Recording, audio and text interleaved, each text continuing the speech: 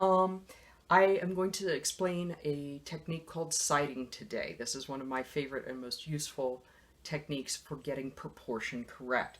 In order to be prepared for this, I have set up a nice still life over here, and I have my drawing paper, pencil, and eraser. And my goal today is going to be to draw this still life to size, to proportion, but so that I can control the size. So I could make it teeny tiny up here in this corner, or I could make it fill the page. Siding will allow me to have control of the size so that I can do that. So let's get started. In order to understand siding, you need to be able to see this from the artist's point of view. So you can see I've rearranged the camera so I'm now just looking at the still life. This is an approximation of the view that I'll be using when I'm drawing it. It's not exactly the same because I have limited space in here, but what I want to show you is this strange technique that you will have seen artists standing and holding out a pencil and measuring like so. So I want to explain what it is that the artist is looking at and how that can be a useful tool. So I've got my still life objects here. I have my composter, I have my jar of garlic, and I have my mortar and pestle. I'm going to focus on my garlic to begin with, or rather the jar that it's in. So the first thing I'm going to do is I'm going to put the tip of my pencil right at the edge of that jar, and I have my elbow extended so that it doesn't get closer or further away from me. So I'm extending my elbow, setting the tip against the edge of the garlic container, and then I'm moving my thumb till it's at the other edge. So you can see visually inside the visual plane that we're all looking through, the length that I have marked off on my pencil from my thumb to the tip is the width of this garlic container. Now I can use this as a unit of measurement, just like you'd use an inch or a foot or a meter. And I can say, how does this compare with, for instance, the height of the object? I can see that the object is taller than it is wide. I can even see by how much. So I've got 1 and about a half of my unit tall. So it's about 1.5 times as tall as it is wide. I can measure the composter and see that it is 1 and almost 2 units wide. I can measure my mortar and pestle and see that the mortar is just over 1 tall and a little bit more than 1 wide. And this gives me an overall sense of how big things are. I will continue to do this as I'm drawing. And so that way you'll know what I'm doing when I'm waving my pencil around. The important thing is matching that up to the unit and then using that unit throughout the drawing to check my sizes. If I switch units, if I'm measuring my garlic here, my garlic container, and I say, okay, so the whole overall thing is 1, let's see that again, 1, 2, 3 wide, and then I say, and how many composters tall is it? That's not going to be useful because 2 composters versus 3 garlic containers, that doesn't tell me how big they are compared to each other. So you want to stay with a consistent unit, and you'll see how that works out. So one of the most important things that one can learn as an artist is to control the scale. How big do I want to make this? So I'm going to be using siding to help me do this, but the first thing I'm going to do is a gesture drawing. I'm going to take a look and see how I want this to fit on the page overall, and I will use siding to adjust what I am doing after I have something down on the paper. So I'm looking at this still life. I need to decide, am I going to put it upright or am I going to put it sideways? Right now I've got my paper upright, and taking a look at the still life, I think it's taller than it is wide, so that's probably what I want to stick with. I can always turn my paper if I need to. Early on in the drawing, doing the gesture drawing will tell me very quickly if that's something I'm going to want to do. So I'm just going to start out here, and I'll narrate when we get further along.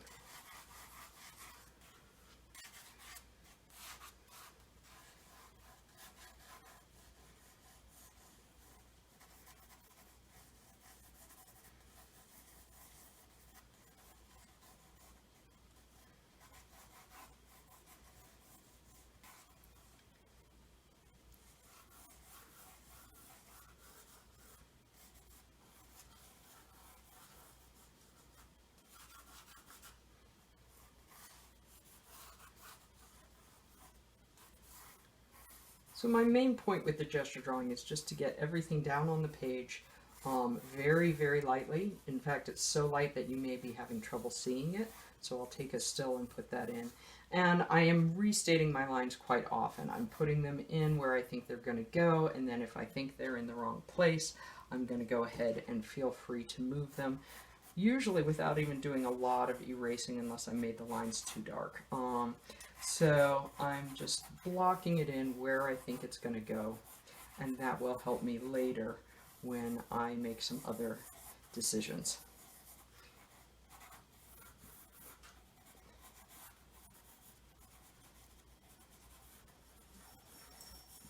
And that's looking pretty good to me right there.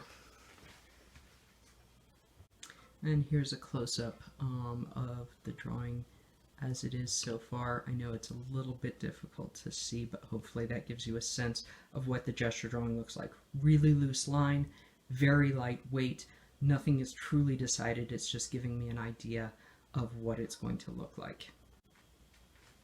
So now that I have the gesture drawing down and I have a sense of how big I want this to be, it's time to use that siding technique to see how close I got and make adjustments. So the first thing I'm going to do is just, again, establish that locked elbow and my thumb here to measure with. Again, I measure from the tip of my pencil to wherever I move my thumb, and that will tell me how big things are. I'm going to use the same unit as I was showing you before, so that's going to be this jar here, and I'm going to measure how wide it is.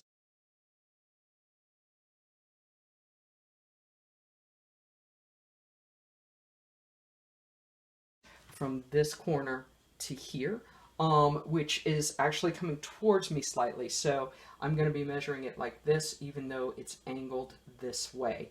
And that's really important because I'm picturing as though there's a piece of flat glass in front of me and I'm putting that pencil right up against there. I don't want to break through the glass because that will distort my measurements. So I'm closing one eye as I do this. This allows me to see only one version of what I'm looking at. Using both eyes actually gives you two different versions, and so the measurements change. So I'm closing my non-dominant eye, which is my left eye, and I'm measuring my unit. So here's my unit, the width of that jar, and now I'm going to measure the height. I'm at a slightly different angle than when I did the demo before, so it may come out slightly differently. So I've got 1 unit, a little less than 2 units tall for that. So if this is my unit right here, and I'm starting things here, it is 1 unit, 2 units, and a little bit less tall.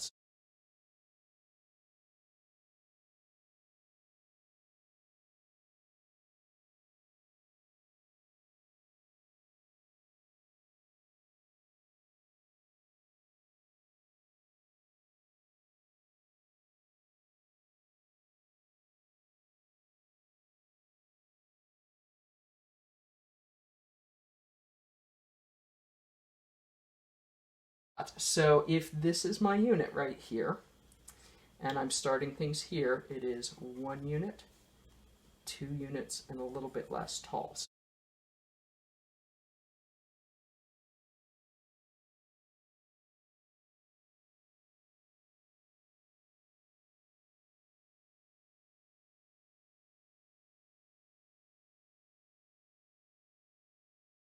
So if this is my unit right here, and I'm starting things here, it is 1 unit, 2 units, and a little bit less tall. So I've drawn it significantly shorter than it will be by the time I'm done. Looking at this, that tells me I need to drop the whole thing down just a little bit so that I don't run off the page here. You'll eventually get a feel for how to do that, but I don't expect you to be able to do that right away. You're going to start out with a lot of drawings that end up falling off your page, and that's okay. Right now we're just worried about size, not so much placement. The gesture drawing will help with the placement, but it's not going to solve everything until you are a little bit better versed in gesture drawing. So now I have my new width. I'm going to check that again. And in terms of the height at the front corner, the width and the height to that front corner are about the same. This is where the top of that circle is. Now you will have noticed that I am turning this upright. And again, I'm not poking through, and I'm measuring to different areas. So this mark here is from here to here, and then from here to here is almost another unit. So now I'm going to fill in some more, just having made that correction or adjustment. Don't ever feel like you're making a mistake if you didn't get it perfect the first time. Nobody does. I've been doing this for, well, since I was about 16 years old. I've been using sighting and gesture drawing, and I still don't get it right all the time. I will probably get it closer than somebody with less experience, but it takes time, practice, and sometimes you just having an off day. So be forgiving of yourself. It's not an irredeemable mistake. It's just part of the drawing process, is making corrections as you see it more clearly. Drawing is all about seeing what's in front of you, and that is a slow process, not a fast process. We tend to think, oh, I saw the whole thing, but we really, really don't. It takes time and breaking things down into parts in order to see it clearly. So at this point, I'm fairly happy with the size and shape of my garlic container, and now I need to see how that relates to some of the other objects in here. One thing that I'm noticing right away from this point of view is that I've got this over too far. It does not intersect with this. It actually goes behind the mortar and pestle. So that's going to be here, and it goes all the way down to here. Having moved this down, I need to now move this down because it's going to be more like there, and the top of that's going to be more like there. So again, lots and lots of adjustments. That first gesture drawing is not something you want to get locked into. It's just to give you a starting point, and then you move and change pretty much everything from there on. So don't get attached to that underdrawing. You want to leave it light and loose.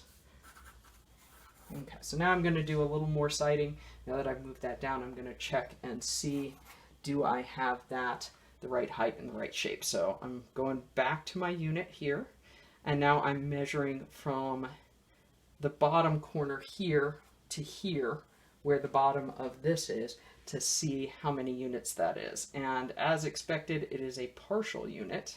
As I move over, I see that it is about half a unit. So here's my unit, here's half my unit, and that puts the bottom of the pestle, or the mortar, right here, which is where I had it after making the adjustment. So that's pretty good. I want to check my overall height.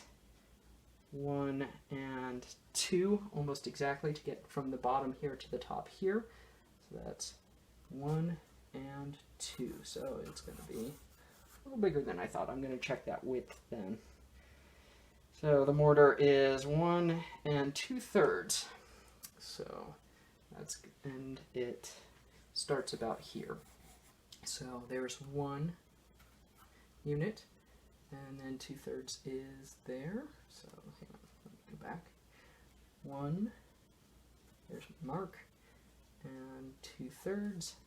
It's going to take me closer to the edge of my paper, which is probably a good thing because I want to fill the paper with this drawing by the time I'm done. Alright, so it's 2 wide and about 2 tall, so that should be square. I'm just going to check that. It is square. There's my center, so the center of my bottom is going to be there. And you can still see that I am very gestural.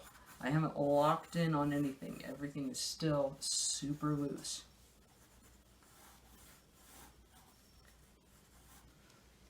Okay, I'm going to go ahead and toss that pestle in there. That's a guess. That's a better guess, and I'll check the height of that in a minute. So I'm going to check now. Visually for me, the bottom of this starts touching the edge here, which is right about here, which means that's going to drop down.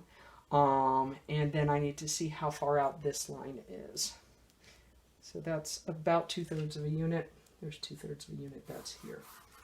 All right, so that's going to curve, that's going to go to about there. Notice that I'm always coming back to stand in exactly the same place. because this view is very different from this view. So I want to be looking at it from the same point of view all the time. For beginning artists, I do recommend working still lifes from photographs to start you out. I've just measured the distance there, and it should be 2 units. So here we go. 1, 2, not quite. So this is probably going to move in just a hair. This might move in just a hair. You may be saying, oh, that's contradicting my measurements before. These never work out perfect. It's to give you a basic idea and get you in the ballpark. The rest is lots and lots of decision making on your part of what you think is going to make it look good. So I'm going to measure that again. Yes, that's 1, 2. Measure that again, and that is 1. Pretty close. So pull that in just a little bit more. And now, because I've got so many lines there, I'm going to use my eraser to just get rid of some of those. Notice I'm not even worrying about this stuff that's up there yet. It's not confusing me because I can tell where I'm at. That may take some time, so you may need to do more erasing than I'm doing until you learn to ignore your underdrawing. Alright, so I'm going back to the unit and I'm going to figure out how tall this guy is. So there's 1, and it is 1, 2, 3, and about 3/4. So from the bottom, that's 1, 2, 3, that would be 4, 3/4 is about there. And I wasn't that far off in terms of where the height was going to be. I just didn't have the bottom where I needed it to be. I'm also going to measure where this is, because right now this measurement right here is this. So let's go back, and that is 1, 2, a little less than 3. So here I am, 1, 2, there's 3, so that's here. So that puts this curve about here. We'll have a whole other thing about drawing ellipses, which is what these are, and they're a little tricky, so checking to see that it's level. There we go, and now this mounds up some, but there's also enough room for my lid. Have I got that centered? Pretty much. So there's my center line. So here we go. So at this point, I've used siding to get my basic sizes here. Now, if I had wanted to, I wouldn't have had to draw it that big. I could draw it teeny tiny up here instead, and everything would be smaller. The thing that lets me change that is that gesture drawing. So if I'm basing my unit on, I measured it this size, so I need to draw it that size on my paper, I don't have any control. The only thing I can do to make it bigger on my paper is get closer to the still life, which isn't always practical. And it's just, you want to have more control than that. So the gesture drawing lets me get a ballpark idea of how big that unit's going to be to start out. And so I measure with the unit for the still life here, and then I remeasure the unit here, and you can see that is a good deal bigger than the unit that I'm measuring here, which is this. So I'm almost doubling the size of the still life here because I changed unit size, and that's really, really important to be able to do. So at this point, I could continue this drawing and finish it out. Obviously, I'm missing a lot of details like the handle and lots of other things like that. I could put in some of the background, which I recommend that you don't ignore backgrounds. They become a really important part of your storytelling as an artist. So rather than considering them a waste of time and space, try to consider them as part of your storytelling. Obviously, with something like this, it's not telling a lot other than focus on the still life objects. But when you get to more sophisticated compositions, you can definitely use that to help you out and get you some more meaning with your background. So hopefully that helps with citing for size.